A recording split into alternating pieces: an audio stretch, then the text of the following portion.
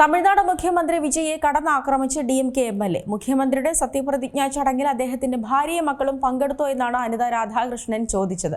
തിരുച്ചെന്തൂരിൽ party പ്രവർത്തകരെ അഭിസംബോധന ചെയ്തുകൊണ്ട് സംസാരിക്കുന്നതിനിടയിലായിരുന്നു പ്രസ്താവന.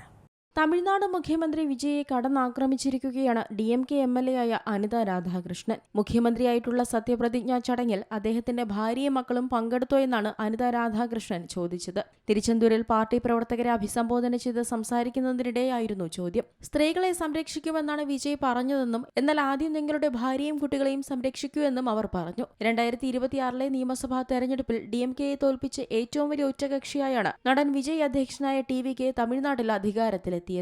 അദ്ദേഹത്തിന്റെ സത്യപ്രതിജ്ഞാ ചടങ്ങിൽ അദ്ദേഹത്തിന്റെ മാതാപിതാക്കളായ ശോഭ ചന്ദ്രശേഖറും SA ചന്ദ്രശേഖറും അടുത്ത സുഹൃത്തുക്കളും പാർട്ടി നേതാക്കളും അനുയായികളും പങ്കെടുത്തിരുന്നു. ഒപ്പം നടി തൃഷ കൂടി പങ്കെടുത്തതോടെ സത്യപ്രതിജ്ഞാ ചടങ്ങ് വിവാദമായിരുന്നു. ഇതിനോടകം തന്നെ നടൻ വിജയുമായി തൃഷ അടുപ്പത്തിലാണെന്ന തരത്തിൽ വാർത്തകളുണ്ട്. മാത്രമല്ല വിജയുടെ ഭാര്യ സംഗീത വിജയ്ക്കൊരു തമിഴ് നടിയുമായി ബന്ധമുണ്ടെന്ന് ചൂണ്ടിക്കാട്ടി വിവാഹമോചന കേസും ഫയൽ ചെയ്തിരുന്നു.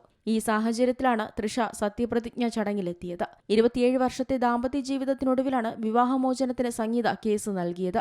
അതിനിടെ വിജയ് നേതൃത്വം നൽകുന്ന TVK സർക്കാർ 6 മാസത്തിനുള്ളിൽ താഴെ വീഴുമെന്നും അനിത രാധാകൃഷ്ണൻ വിമർശിച്ചു. DMK പ്രസിഡന്റ് MK സ്റ്റാലിൻ 4-6 മാസത്തിനുള്ളിൽ മുഖ്യമന്ത്രിയായി തിരിച്ചെത്തുമെന്നും അദ്ദേഹം പറഞ്ഞു. തമിഴ്നാട് ചരിത്രത്തിലെ ഏറ്റവും വലിയ രാഷ്ട്രീയ അട്ടിമറികളിൽ ഒന്നായിരുന്നു TVKയുടെ വിജയം.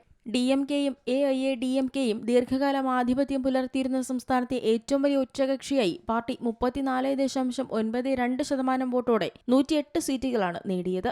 National desk C Malayalam news. ഏറ്റവും പുതിയ വാർത്തകളും വിശേഷങ്ങളും വിരൽത്തുമ്പിലറിയാൻ സി മലയാളം ന്യൂസ് എല്ലാ ഡിജിറ്റൽ പ്ലാറ്റ്ഫോമുകളിലും ലഭ്യം.